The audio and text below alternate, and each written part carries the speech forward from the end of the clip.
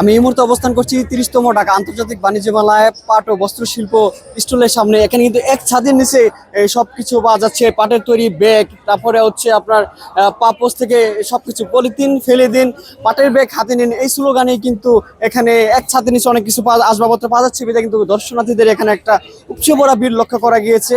আমরা এখানে স্টলের কর্মকর্তা একজন আছে, তার সাথে কথা বলে আপনাদেরকে জানার চেষ্টা করব তারা আসলে ক্রেতা দর্শকদের সাড়া কেমন পাচ্ছেন এবং তাদের এই পণ্য কোথায় তৈরি হচ্ছেন। তারা ভাই, এই যে আপনি স্টলে ক্রেতা দর্শকদের সাড়া কেমন পাচ্ছেন এবং আপনাদের এই তৈরি জিনিস কি দিয়ে তৈরি, পাটের তৈরি আমাদের আমাদের পুরা প্যাভিলিয়নটাই পাটের মূল উপাদানই হলো পাট। তো পাট হলো পরিবেশের জন্য খুবই উপকারী একটা উপাদান, যা পরিবেশের ভারসাম্য রক্ষার জন্য পাটের অবদান অপরিসীম।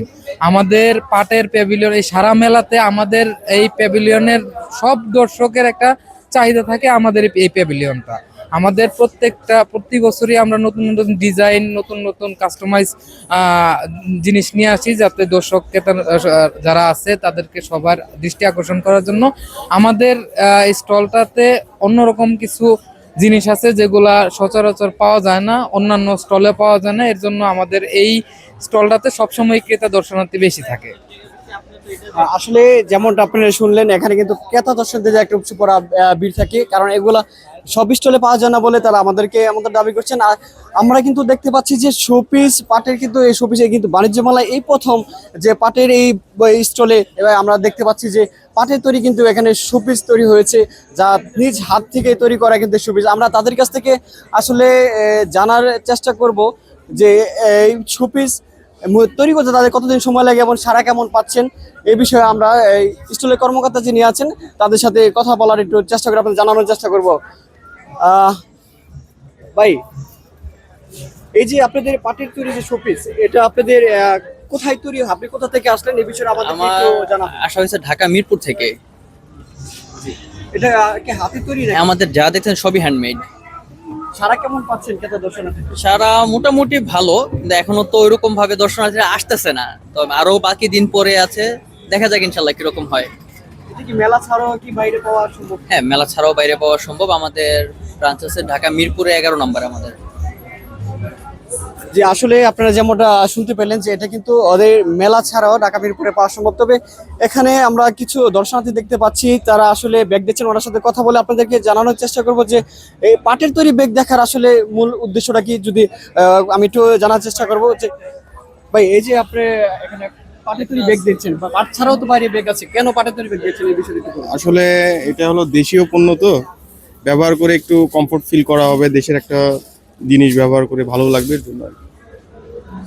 আপনারা আসলে যেমনটা শুনছিলেন যে দেশীয় পণ্য হিসাবে যে দেশের জন্য উন্নয়নশীল হবে, দেশের পণ্য ব্যবহার করে ভালো একটা ফলাফল হবে, এই জন্য কিন্তু তারা পাটের ব্যাগ কিন্তু দেখছেন। তবে এখানে পাটের ব্যাগ স্টলের একজন কর্মকর্তা আছেন, আমি তার সাথে কথা বলে আপনাদেরকে আসলে জানানোর চেষ্টা করব যে দর্শনার্থীদের এই মেলা আজকে 13তম দিনে কেমন সাড়া পাচ্ছেন এবং এই ব্যাগ কেন তারা পাটের ব্যাগটি এখানে বেছে নেন, এই বিষয়ে জানার চেষ্টা করবো। ভাই, এই যে আপনারা এখানে পাটের ব্যাগ কেন নিলেন? অন্য ব্যাগও তো দিতে পারতেন, পাটের প্রতি কেন আগ্রহী হলেন? আর পাট না আমাদের দেশীয় প্রোডাক্ট, একসময় আমাদের সোনালী আঁশ বলা হতো পাটকে। তাই আমরা ঐতিহ্যকে ধরে রাখার জন্য আমরা পাট নিয়ে কাজ করতেছি, যাতে নতুন প্রজন্ম পাট সম্পর্কে ধারণা পায় এবং পরিবেশ বান্ধব প্রোডাক্ট নিয়ে প্রোডাক্ট ইউজ করতে পারে। তরুণদের কেমন সাড়া পাচ্ছেন এই পাটের উপর? না, আলহামদুলিল্লাহ, তরুণরা পাটের প্রতি আকৃষ্ট হচ্ছে। আর আমরা মনে করেন এমন ভাবে মানে প্রোডাক্ট বানাচ্ছি যাতে আকৃষ্ট হয়। যেন সুন্দর সুন্দর ব্যাগ বানাচ্ছি, আমাদের বেবিদের জন্য প্রোডাক্ট বানাচ্ছি, পাটের ব্যাগ এগুলো তারা খুবই স্বাচ্ছন্দ্য গ্রহণ করছে প্রোডাক্টগুলো। আজকে তো মেলা 13তম দিনে আপনি ক্রেতা দর্শনার্থীদের সারা আসলে কেমন পাচ্ছেন এই পাটের? আসলে আমরা প্রত্যাশা অনুযায়ী পাচ্ছি না, তো এখনো আশাবাদী আমরা, সামনে আরো ভালো কিছু হবে। Thank you.